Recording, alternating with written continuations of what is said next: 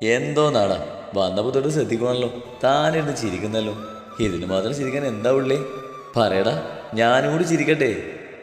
ഒറ്റയ്ക്കിരുന്ന് ചിരിക്കുന്നവനെ തലക്ക് കൂട്ടി മനോജ് ചോദിച്ചു. അതൊന്നും കല്യാണം കഴിക്കാത്ത നിനക്ക് പറഞ്ഞാൽ മനസ്സിലാവില്ലടാ.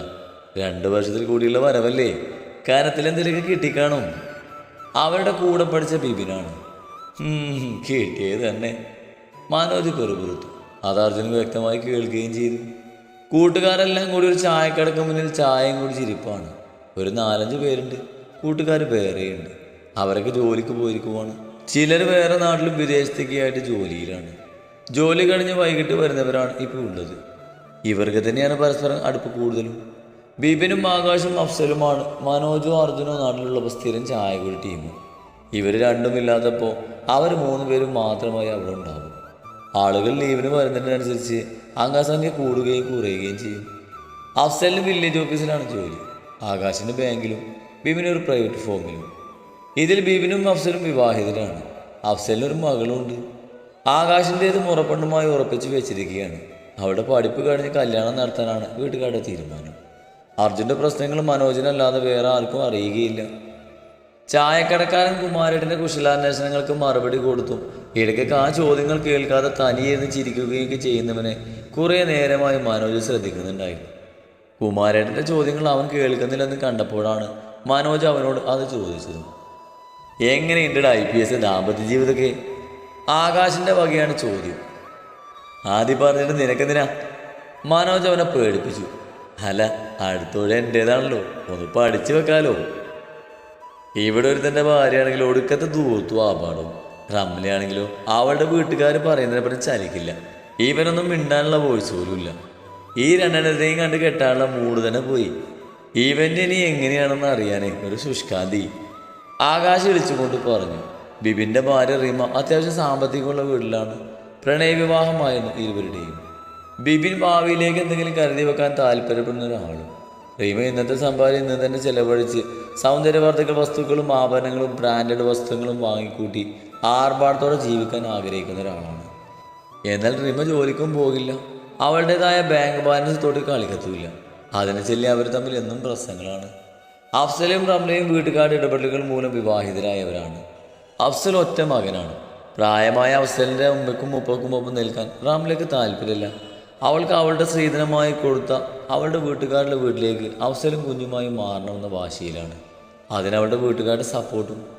വീട്ടുകാരുടെ വാക്ക് കേൾക്കുന്ന റംല അഫ്സലിൻ്റെ വാക്കുകൾക്ക് പുല്ലുവില പോലും കൽപ്പിക്കാറില്ല. അതുപോലെ തന്നെയാണ് അവൻ്റെ മാതാപിതാക്കളോടും. ഇതൊക്കെ കണ്ടും കേട്ടും ആകാശത്തിന് ചെറുതല്ലാത്ത ടെൻഷൻ ഉണ്ടായിരുന്നു. ഞാൻ എൻ്റെ ലൈഫ് ശരിക്കും ആസ്വദിച്ച് തുടങ്ങിയത് ഇപ്പോഴാടാ. അർജുൻ മനസ്സ് നിറഞ്ഞ് തന്നെ ആകാശിനോട് പറഞ്ഞു. ഒരാൾ വിചാരിച്ചാൽ മറ്റൊരാൾ എങ്ങനെയൊക്കെ സന്തോഷിപ്പിക്കാൻ പറ്റുമെന്ന് എനിക്ക് തന്നെ അതിശയം തോന്നുന്നു. എനിക്ക് വേണ്ടി അവളെടുക്കുന്ന കുഞ്ഞു കുഞ്ഞു എഫേർട്ട് പോലും എനിക്ക് വലിയ സംഭവമായിട്ടൊക്കെ തോന്നുന്നു. മൊത്തത്തിൽ മാരേജ് ലൈഫ് അടിപൊളിയാണടാ. പിന്നെ എല്ലാം തികഞ്ഞവരായി ആരുമില്ല ആകാശേ. എനിക്കും നിനക്കും കുറവുകളുണ്ട്. അതുപോലെ എല്ലാവർക്കും എന്തെങ്കിലുമൊക്കെ നെഗറ്റീവ് സൈഡ് ഉണ്ടാവും. അത് മനസ്സിലാക്കി കൂടെ നിൽക്കുക. തിരുത്തേണ്ടതാണെങ്കിൽ സ്നേഹത്തോടെ തിരുത്തുക. നമ്മളിതിനൊന്നും ശ്രമിക്കാതെ മാറി നിൽക്കുമ്പോഴാണ് പ്രശ്നങ്ങൾ രൂക്ഷമാവുന്നേ. തൻ്റെ ജീവിതത്തിൽ നിന്നും കിട്ടിയ അറിവ് അർജുൻ കൂട്ടുകാർക്ക് പകർന്നു കൊടുത്തു.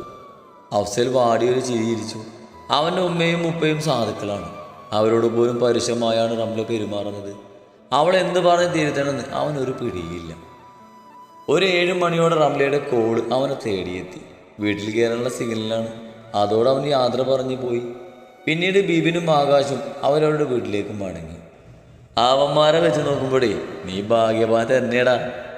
വീട്ടിലേക്കുള്ള നടപ്പിനിടയിൽ മീരയിൽ വന്ന മാറ്റങ്ങൾ പറയുന്ന അർജുനോടായി ഒടുവിൽ മനോജ് അഭിപ്രായപ്പെട്ടു. അത് കേട്ടപ്പോൾ അർജുൻ്റെ മുഖം പൂർണ്ണചന്ദ്രനെ പോലെ തിളങ്ങി. മീരയിലെ നല്ല വശങ്ങൾ അവനൊന്ന് ചിന്തിച്ചു നോക്കി. തൻ്റെ അമ്മയെയും സഹോദരിയെയും അന്നും ഇന്നും അവൾ സ്വന്തമായി തന്നെയാണ് കരുതുന്നത്. അച്ഛൻ്റെ പണത്തിൻ്റെ ഹുങ്ക് തന്നോടോ തൻ്റെ വീട്ടുകാരോടോ കാണിച്ചിട്ടില്ല. പിന്നെ അവൾ തന്നെ കുറേയധികം വിഷമിപ്പിച്ചിട്ടുണ്ട്. അതിപ്പോൾ എല്ലാം തികഞ്ഞവരായ ആരും ഉണ്ടാവില്ലല്ലോ എന്നവൻ സമാധാനിച്ചു. ഡാ, അപ്പം നീ രാവിലെ വരില്ലേ? തൻ്റെ വീട്ടിലേക്കുള്ള വഴി നടന്നുകൊണ്ട് മനോജ് തിരക്കി. വരുമെന്ന് ഉറപ്പിച്ച് പറഞ്ഞിട്ടാണ് അർജുനും വീട്ടിലേക്ക് പോയത്. വീട്ടിൽ ചെല്ലുമ്പോൾ TVയും കണ്ട് ഇരിപ്പുണ്ട് കൃതി. അരിമ കിച്ചണിലാണ്. കൂടെ മീരയുണ്ട്. അമ്മയുടെയും ഭാര്യയുടെയും സംസാരം കേട്ട് അവൻ കിച്ചണിലേക്ക് നടന്നു. ചപ്പാത്തി ഉണ്ടാക്കി കഴിഞ്ഞ് ചിക്കൻ കറിക്കുള്ള അവസാനഘട്ട പരിപാടിയിലാണ്. അർജുന് ചപ്പാത്തിയും ചിക്കൻ കറിയും വലിയ ഇഷ്ടമാണ്. ചിക്കൻ കറിയുടെ ഗന്ധം ആസ്വദിച്ചുകൊണ്ട് അവൻ മീര നിൽക്കുന്നിടത്തായി സ്ലാബിൽ കയറിയിരുന്നു. ഓ വന്നോ, ഇനി എപ്പോഴാ അടുത്ത സർക്കിട്ട്? ആരുടെയും അവനെ കണ്ടതോ ചോദിച്ചു. മീരേ ഒന്നിക്ക് വന്നേ. അർജുൻ താൻ നിൽക്കുന്നതിനോട് ചേർന്ന് വന്നിരുന്നപ്പോൾ തോന്നിയ സന്തോഷത്തിൽ അങ്ങനെ നിൽക്കുമ്പോഴാണ് കൃതിയുടെ വിളി. ആ വിളി കേട്ട് അനുസരണയോടെ പോകുന്നവളെ നോക്കി അർജുൻ പല്ല് കടിച്ചു. അമ്മയോട് എന്തൊക്കെയോ ചോദിച്ചും പറഞ്ഞു വരുന്നിട്ട് ഹാളിലേക്ക് ചെല്ലുമ്പോൾ കൃതിയും മീരയും TV കാണുകയാണ്. മീരെ, നീ ഇന്ന് എൻ്റെ കൂടെ കിടന്നോ? നല്ലൊരു സിനിമ കിട്ടിയിട്ടുണ്ട്, ഒരുമിച്ചിരുന്ന് കണ്ടാലോ? കൃതി പെട്ടെന്ന് അങ്ങനെ ചോദിച്ചപ്പോൾ ഞെട്ടിയത് അർജുനാണ്. മീരയ്ക്ക് എന്ത് മറുപടി കൊടുക്കണമെന്ന് അറിയില്ല. മുൻപായിരുന്നെങ്കിൽ കൃതിയുടെ ഓഫർ കണ്ണും കൂട്ടി സമ്മതിച്ചേനെ. പക്ഷെ ഇപ്പോൾ അവൾ മടിച്ചു നിൽക്കുന്നത് കണ്ട് അർജുൻ ആശ്വസിച്ചു. പക്ഷേ കൃതിക്ക് വിടാൻ പാവല്ല. നീ പോയി ഫ്രഷായിട്ട് വാ, ഫുഡ് കഴിച്ചിട്ട് നമുക്ക് പോയി സിനിമ കാണാം. കൃതി പറഞ്ഞപ്പോൾ മീര പിന്നെ ഒന്നും മിണ്ടാതെ എഴുന്നേറ്റ് റൂമിലേക്ക് പോയി. അർജുനാണെങ്കിൽ പുന്നാരപ്പെങ്ങളെ ഒന്ന് നോക്കിപ്പോയി ഒന്ന് ആസ്വദിച്ചു വരികയായിരുന്നു, എല്ലാം നശിപ്പിച്ചെന്ന ഭാവത്തോടെ. മീര ഫ്രഷായി ഇറങ്ങാൻ നേരം നോക്കി മുറിയിലേക്ക് ചെന്നു. അവൻ ചെന്ന് മിനിറ്റുകൾ കഴിഞ്ഞാണ് മീര ബാത്റൂമിൽ നിന്ന് ഇറങ്ങുന്നത്. അവൾ അവനെ കണ്ടൊന്ന് ചിരിച്ചതും അർജുനും ഒന്ന് ചിരിക്കാൻ ശ്രമിച്ചു. അവൾ കണ്ണാടിക്ക് മുന്നിൽ ചെന്ന് മുടിയൊന്ന് അടിച്ച് പിന്നീടാൻ തുടങ്ങി. കൃതിയുടെ റൂമിൽ പോകെ എങ്ങനെ തടയുമെന്നോർത്ത് അവനും അവിടെ തന്നെ നിന്നു. പിന്നെ നാളെ മനോജിൻ്റെ വീട് വരെ പോകണം. അവൻ്റെ അമ്മ തന്നെയും കൂടി ചെല്ലണമെന്ന് പറഞ്ഞു. അവർക്ക് അടുത്ത ബന്ധുക്കളൊന്നുമില്ല. ഞാൻ തന്നെ കൂടി ചെല്ലാൻ നേറ്റു. എനിക്കിപ്പം വരുന്നതിൽ ബുദ്ധിമുട്ടുണ്ടോ? അവൻ തിരക്കി. ഇല്ലെന്നവൾ ശിരസനക്കി. മനോജിൻ്റെ വീട്ടിൽ പോകുമെന്നെ അമ്പലത്തിലൊന്ന് പോകണം. അതുകൊണ്ട് നേരത്തെ എണീറ്റ് റെഡിയാക്കണം. ഞാൻ ഉറങ്ങിപ്പോയാ എന്നെ കൂടി ഒന്ന് ഉണർത്തിയേക്കണേ. അവൻ അവളെ പറഞ്ഞേൽപ്പിച്ചു. ഇതൊക്കെ പറഞ്ഞത് കൊണ്ട് മാത്രം കൃതിയുടെ മുറിയിലേക്ക് പോക്ക് മുടക്കാനാവില്ലെന്ന് അവന് തന്നെ അറിയാം. അതുകൊണ്ട് ഇനി എന്ത് പറയുന്ന അറിയാതെ അവൻ തലചൊറിഞ്ഞു. മുടി കെട്ടിക്കഴിഞ്ഞവൾ നേരെ ഹാളിലേക്ക് വിട്ടു. അർജുന് തടയണമെന്നുണ്ടെങ്കിലും ഇത്രയും നേരം ഇട്ട ബിൽഡപ്പൊക്കെ വെറുതെ ആയി പോകുമെന്ന് തോന്നിയപ്പോൾ അവനതിന് മുതിർന്നില്ല. അവൾ പോയ പിറകെ അവനും വെച്ച് പിടിച്ചു. കൃതി ഇപ്പോഴും TV കണ്ടിരിപ്പാണ്. നിനക്ക് ഈ കുളിയൊന്നും നനയൊന്നും ഇല്ലേ? മേലാകെ കഴുകി വേഷം മാറ്റി മുടിയൊക്കെ വൃത്തിയായി കെട്ടി വരുന്ന മരുമകളെ കണ്ട് അനിമ കൃതിയായി കളിയാക്കി. ഞാൻ രാവിലെ ഒരുക്ക് കുളിച്ചതാ, അത് തന്നെ ധാരാളം. അല്ലെങ്കിൽ തന്നെ ഞാൻ ഈ രാത്രി കുളിച്ചിട്ട് ആരെ കാണിക്കാനാ? അവൾ അലസമായി പറഞ്ഞതും അനിമ അവൾക്ക് നല്ലൊരു നുള്ളു കൊടുത്തു. ആരെങ്കിലും കാണിക്കാനാണോ? അവനൊരു വൃത്തി വേണ്ടേ? അനിമ അനിഷ്ടത്തോടെ പറഞ്ഞു. കൃതി അത് മൈൻഡ് ചെയ്യാതെ TV-യിലേക്ക് നോക്കിയിരുന്നു. അപ്പോഴേക്കും മീര വന്നവളുടെ അരികിലിരുന്നു. അവൾ വന്നിരുന്നതും അർജുനും എത്തി. നിനക്ക് വിശപ്പായോടാ? അവനെ കണ്ടതും അരുണിമ തിരക്കി. ചപ്പാത്തിയും ചിക്കനുള്ളപ്പോൾ നിനക്ക് നേരത്തെ വിശപ്പാവുന്നതാണല്ലോ. വാ, ഞാൻ എടുത്തു വെക്കാം. TV ഓഫാക്കി വെച്ച് വന്ന് കഴിക്കും പിള്ളാരെ. അരുണിമ കൃതിയുടെ കാലിലൊരു തട്ട് കൊടുത്തുകൊണ്ട് എണീറ്റ് നടന്നു. മീര TV ഓഫ് ചെയ്യാൻ വേണ്ടി എണീറ്റു. എടി, TV ഓഫ് ചെയ്യണ്ട, നമുക്ക് ഇവിടെ നിന്ന് കഴിക്കാം, കൃതി അഭിപ്രായപ്പെട്ടു. ഓഫ് ചെയ്തിട്ട് വാ മീരേ. അത് കേൾക്കാത്ത മട്ടിൽ അരുണിമ പോകുന്ന പോക്കിൽ വിളിച്ചു പറഞ്ഞതും അനുസരണയുള്ള മരുമകളായി TV ഓഫ് ചെയ്ത് അവൾ കിച്ചണിലേക്ക് നടന്നു. അവൾ നോക്കി പല്ല് കഴിച്ച് പിറകെ കൃതിയും. കിച്ചണിലേക്ക് ചെല്ലുമ്പോൾ അർജുൻ അമ്മയെ മാറ്റി നിർത്തി അവന് വേണ്ടുന്ന ചപ്പാത്തിയും കറിയും അവൻ തന്നെ പ്ലേറ്റിൽ വിളമ്പി എടുക്കുന്നതാണ് കാണുന്നത്. അവൻ എന്ത് ഫുഡായാലും കറി കുറച്ച് അധികം വേണം. 3 ചപ്പാത്തി എടുത്ത് പരത്തി വെച്ച് അതിന് മുകളിൽ കുറേയധികം ചിക്കൻ കറി ഒഴിച്ചു. ആ കറിയിൽ നനഞ്ഞു കുതിർന്ന ചപ്പാത്തി കഴിക്കാൻ അവന് വലിയ ഇഷ്ടമാണ്. അടിമക്കും അങ്ങനെ കഴിക്കാനാണ് ഇഷ്ടം. അമ്മ ചെയ്യുന്നത് കണ്ട് ചെയ്ത് ശീലമായതാണ് അവനും. എന്നാൽ മീരയും കൃതിയും അങ്ങനെയല്ല. കറി അധികം എടുക്കാറില്ല. മീരയ്ക്ക് എരിവ് അത്ര ഇഷ്ടമല്ല. അർജുൻ അവന് വേണ്ടതെല്ലാം എടുത്ത് ഡൈനിങ് ടേബിളിൽ പോയിരുന്നതും മീരയും കൃതിയും അവൾക്ക് വേണ്ടത് പ്ലേറ്റിലെടുത്ത് വെച്ചു. അടിമക്കുള്ളതും എടുത്തുകൊണ്ട് എല്ലാവരും ഡൈനിങ് ടേബിളിലേക്ക് വന്നിരുന്നു. ഭക്ഷണം ഒരുമിച്ചിരുന്ന് കഴിക്കുന്നത് അടിമക്ക് വലിയ സന്തോഷമാണ്.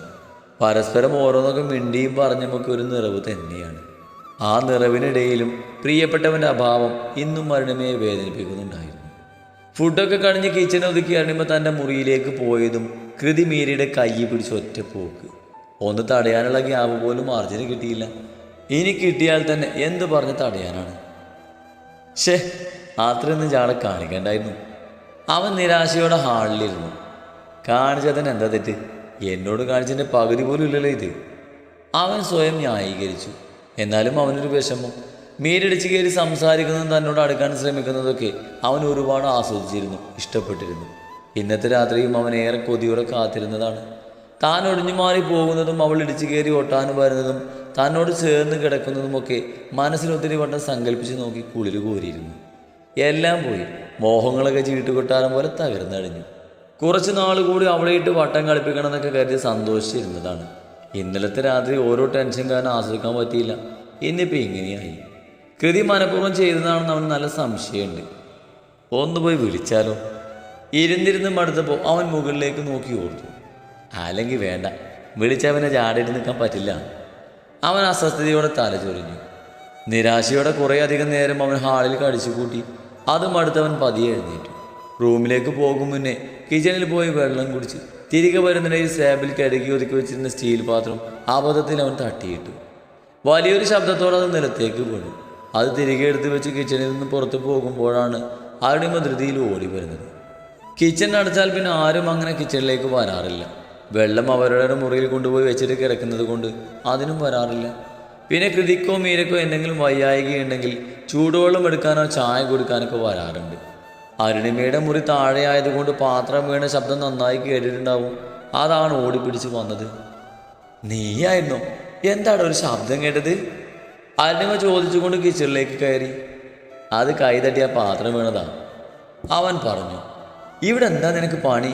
നീ ഉറങ്ങിയില്ലായിരുന്നോ? അരുണിമ തിരക്കി. ഞാൻ ദാഹിച്ചപ്പോൾ വെള്ളം കുടിക്കാൻ വന്നതാ. മീരയൊന്നും വെള്ളം കൊണ്ട് പോകാറുള്ളതാണല്ലോ, അവിടെ ഇല്ലായിരുന്നു വെള്ളം? അരുണിമ ഒന്ന് സംശയിച്ചു. ഇന്നിനി അവൾ കൊണ്ടുപോയില്ലേന്ന് ഓർത്തു നോക്കി. മീര കൃതിയുടെ റൂമിലാണ് സിനിമ കാണാമെന്ന് പറഞ്ഞ് അവൾ വന്ന് വിളിച്ചിട്ട് പോയി. അതിനേന് മറന്നു പോയതാവും. അത് പറയുമ്പോൾ മകൻ്റെ മുഖത്തുള്ള നിരാശ കണ്ടിട്ടോ അതോ സ്വയം തോന്നിയിട്ടോ അരുണിമ തിരിഞ്ഞു നടന്നു. ഈ പെണ്ണിനെ കൊണ്ട് സ്വന്തം മകളെ ഓർത്ത് പെറുപെറുത്തുകൊണ്ട് അരുണിമ കൃതിയുടെ മുറിയിലേക്ക് പോയി. അമ്മയുടെ പോക്ക് കണ്ട് അവനും സംശയിച്ചു നിന്നു. കൃതിയുടെ മുറിയിലേക്കാണെന്ന് മനസ്സിലായപ്പോൾ കുഞ്ഞൊരു പ്രതീക്ഷ. എന്നാലും ആശ്വസിക്കാൻ വയ്യ. അത്ര തെളിച്ചമില്ലാത്ത മനസ്സുമായി അവൻ അലസമായി മുറിയിലേക്ക് നടന്നു. മുറിയിൽ കയറി ഡോറ് ചാരി വെച്ച് അർജുൻ ബെഡിലേക്ക് വീണു. വാതിലേക്ക് നോക്കി കുറച്ചു നേരം കമിഴ്ന്നു കിടന്നെങ്കിലും പ്രതീക്ഷ ആളെ കാണാതെ വന്നപ്പോൾ നിരാശയോടെ നിശ്വസിച്ചു. ഇന്ന് മുഴുവൻ ഉണ്ടായിരുന്ന സന്തോഷം പെട്ടെന്നില്ലാതായതുപോലെ, മുറിയും മനസ്സും ശൂന്യമായതുപോലെ. എന്തൊക്കെയോ പ്രതീക്ഷിച്ചു വന്നിട്ട് ഒടുക്കം ഒന്നുമില്ലാതായതിൻ്റെ നിരാശയിൽ അവൻ പെങ്ങളെ മനസ്സിൽ നന്നായി സ്മരിച്ചു. ഭാര്യയെ ഓർത്ത് ഉറക്കം നഷ്ടപ്പെട്ട് അങ്ങനെ കണ്ണടച്ച് കിടക്കുമ്പോഴാണ് മുറിയുടെ ഡോർ അടയുന്നതും ലോക്ക് ചെയ്യുന്നതിൻ്റെ ശബ്ദവും കേട്ടത്. കണ്ണ് മെല്ലെ തുറന്ന് നോക്കുമ്പോൾ വാതിൽ ലോക്ക് ചെയ്ത് വെള്ളവുമായി വരുന്ന മീര. നിനക്കെന്താ ബോധല്ലേ പെണ്ണെ? മീരയെ മുറിയിലേക്ക് പറഞ്ഞു വിട്ടിട്ട് കൃതിയോട് ചൂടാവുകയാണ് അരുണിമ. ആ ചെറുക്കം വന്നിട്ട് 2 ദിവസം പോലും ആയില്ലല്ലോ, ഇപ്പം തന്നെ വേണമായിരുന്നോ നിനക്ക് അവളെ വിളിച്ച് കൂടെ കെടുത്താൻ? അരുണിമ ചൂടായി. അതിനിപ്പോൾ എന്താ, ഇന്നൊരു ദിവസമല്ലേ, അതിനെന്ത് ഇത്ര പ്രശ്നം? കൃതി ഇഷ്ടക്കേടോടെ ചോദിച്ചു. അതൊരു കല്യാണമൊക്കെ കഴിയട്ടെ, എൻ്റെ പൊന്നുകൾക്ക് മനസ്സിലാവും. മീരയ്ക്ക് സിനിമ കാണാൻ ഇഷ്ടമുണ്ടായിട്ടൊന്നും ആയിരിക്കില്ല. നീ വിളിച്ചപ്പോൾ വരാണ്ടിരിക്കുന്നത് എങ്ങനെയാണെന്ന് ഓർത്ത് വന്നതാവും, അരുണിമ പറഞ്ഞു. അത് അമ്മക്ക് എങ്ങനെ അറിയാം? അവൾ വന്ന് പറഞ്ഞോ? അത് മനസ്സിലാക്കാനുള്ള വിവരമൊക്കെ എനിക്കുണ്ട്. ദേ, ഒരു കാര്യം ഞാൻ പറഞ്ഞേക്കാം. 2 വർഷം കഴിഞ്ഞ് അവർ വരുന്നത്. അവർക്ക് ഭാര്യയ്ക്കും ഭർത്താവിനും അവരുടേതായ സ്പേസും ടൈമും കൊടുക്കണം. അവർക്ക് ഒത്തിരി വിശേഷങ്ങൾ പറയാനുണ്ടാവും. മാത്രമല്ല, അവൾക്ക് ഇവിടെ ഒരു ഭർത്താവ് ഉണ്ടായിട്ട് അവൻ ഒറ്റക്കിട്ടിട്ട് ഇവിടെ വന്ന് കിടക്കാൻ പറയുന്നത് എവിടുത്തെ മര്യാദയാടി? ഇനിയെങ്കിലും കുറച്ച് വിവേകത്തോടെ പെരുമാറാൻ നോക്കി എൻ്റെ മോള്. കുഞ്ഞു കുട്ടിയൊന്നല്ലോ എല്ലാം വിശദീകരിച്ച് തരാൻ. ശാസനയോടെ പറഞ്ഞുകൊണ്ട് അരുണിമ അവളുടെ തലക്കൊട്ടൊരു കൊട്ടു കൊടുത്തു. അതൊക്കെ എടുത്തു വെച്ചിട്ട് കിടന്ന് ഉറങ്ങാൻ നോക്കു കോച്ചേ. ഉറക്കം കഴിഞ്ഞ് കണ്ണിനെ കറുപ്പിക്കണ്ട, ഉറങ്ങിക്കോ. അവളോട് പറഞ്ഞെങ്കിലും അരുണിമ തന്നെ ലാബൊക്കെ എടുത്തു മാറ്റി ലൈറ്റ് ഓഫാക്കി ഡോറ് ചാരിപ്പോയി. അമ്മ പോയി കഴിഞ്ഞതും അമ്മ പറഞ്ഞതൊക്കെ ഓർത്ത് അവളുടെ ചുണ്ടുകൾ വിടർന്നു. മീരയുടെ വരവ് കണ്ട അവൻ്റെ മുഖത്ത് 1000 നക്ഷത്രങ്ങൾ ഒന്നിച്ച് പ്രകാശത്തുപോലൊരു തെളിച്ചു. ഉണക്കേമയും കണ്ട പൂജയുടെ ഭാവത്തോടെ അവൻ കണ്ണുകൾ തുറന്ന് അങ്ങനെ കിടന്നു. ഉറങ്ങുന്നത് പോലെ നടിക്കാമെന്നാണ് ആദ്യം കരുതിയത്. പിന്നെ ഓർത്ത് ഉറങ്ങിയെന്ന് കരുതി അവളും വന്ന് കിടന്നുറങ്ങിയാലോ എന്ന്. അതുകൊണ്ട് മാത്രം അവൻ കണ്ണു തുറന്ന് തന്നെ കിടന്നു. ഉറങ്ങിയില്ലായിരുന്നോ? അവൾ ചോദിച്ചു. അർജുൻ അവൾ അടിപൊളി നോക്കി മലർന്ന് കിടന്ന് പില്ലോ ശരിക്കും വെച്ചു. ഇന്നെന്താ താഴെ കിടന്നുള്ള പ്രശ്നമൊന്നുമില്ലേ? കഴിഞ്ഞ രാത്രി ഓർമ്മയിൽ തെളിഞ്ഞപ്പോൾ അവൾ തമാശക്ക് ചോദിച്ചു പോയതാണ്. ഓ, ഞാൻ ബെഡിൽ കിടക്കുന്നതിൽ നല്ല ബുദ്ധിമുട്ടുണ്ടല്ലേ? അവൻ അടുത്ത നിമിഷം ബെഡിൽ നിന്ന് എഴുന്നേറ്റു. അയ്യോ, ഞാൻ അങ്ങനെ ഉദ്ദേശിച്ചു. മീര എന്തോ പറയാൻ വന്നതിനെ അർജുൻ കൈകളിലെത്തി തടഞ്ഞു. വേറെ ഒന്നുമല്ല, ഇന്നലത്തെ പോലെ പിറകെ വരുത്താനുള്ള ചെറിയൊരടവ് ഇന്നും വരുമെന്ന് അറിയണമല്ലോ.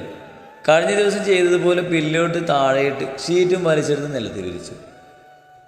ഇയാൾ സുഖമായിട്ട് കിടന്നോ, ഞാൻ ശല്യത്തിന് വരില്ല എന്നൊരു പറച്ചിലും നീണ്ടു നിന്നൊരു കിടപ്പും. മീരിയാണെങ്കിൽ അയ്യടന്നായി പോയി. ഒരു തമാശക്ക് ചോദിച്ചതാ. വേണ്ടായിരുന്നു അവൾ സ്വയം ശാസിച്ചു. ഞാനൊരു തമാശക്ക് ചോദിച്ചാലേ, അവൾ അവനക്കരികിൽ മുട്ടുകുത്തിയിരുന്ന് വിനയത്തോടെ പറഞ്ഞു. അർജുൻ ഗൗരവത്തിലൊന്ന് മൂളിക്കൊണ്ട് കണ്ണുകളടച്ച് കിടന്നു. ഇയാളത് എന്തോന്നാ? നിസാരക്ക് അതിന് പിണങ്ങി മാറിക്കിടക്കാൻ ഇയാളെ ഉള്ള കൂട്ടിയോ? ഒന്നിലും ഒരു പോലീസുകാരനല്ലേ താൻ? ആ ഒരു പക്വത കാണിച്ചൂടെ? തമാശക്ക് ചോദിച്ചാൽ ഞാൻ പറഞ്ഞല്ലോ, വന്ന് ബെഡി കിടക്ക്. മീരയ്ക്ക് ദേഷ്യം വന്നു. അതെ, എനിക്കൊരു പേരുണ്ട്, അത് വിളിക്കാൻ പറ്റുമെങ്കിൽ വിളിച്ചാൽ മതി, അല്ലാണ്ട് ഇയാൾ താനൊന്നും വിളിക്കണ്ട, മനസ്സിലായോ? അർജുൻ കണ്ണുരുട്ടി. നിങ്ങൾ എന്നെ അങ്ങനെയൊക്കെ തന്നെയാണല്ലോ വിളിക്കുന്നേ? അവളും വിട്ടുകൊടുത്തില്ല. അത് കേട്ട് തുറച്ചു നോക്കുകയല്ലാതെ അവനൊന്നും മിണ്ടിയില്ല. നോക്കി പേടിപ്പിക്കാതെ വന്ന് ബെഡി കിടക്ക്. മീര സ്വയം ഒന്ന് മയപ്പെടുത്തി പറഞ്ഞു. ഞാനിവിടെയാ, താൻ പോയി കിടന്നോ. അർജുൻ കണ്ണടച്ച് കിടന്നു. ഇതെന്ത് കഷ്ട, എന്നിങ്ങനെ എന്നെ വട്ടുപിടിക്കാൻ നിങ്ങൾക്ക് വല്ല നേർച്ചയുണ്ടോ? മീര പല്ല് കടിച്ചു. അവൾക്ക് ദേഷ്യം വരുന്നുണ്ടായിരുന്നു. ദേ മനുഷ്യ, മര്യാദയ്ക്ക് എണീറ്റ് വന്ന് ബെഡി കിടന്നു, അല്ലെ എൻ്റെ സ്വഭാവം മാറും. മീര കണ്ണിരുട്ടി. അവൻ കണ്ണടച്ച അതേ കിടപ്പാണ്. മീരയ്ക്ക് ദേഷ്യം വന്നു പോയി. 2 ദിവസമായി അവളെയിട്ട് വട്ട് പിടിപ്പിക്കുകയാണ്. അവൾക്കാണെങ്കിൽ ക്ഷമ നശിക്കുന്നുണ്ട്.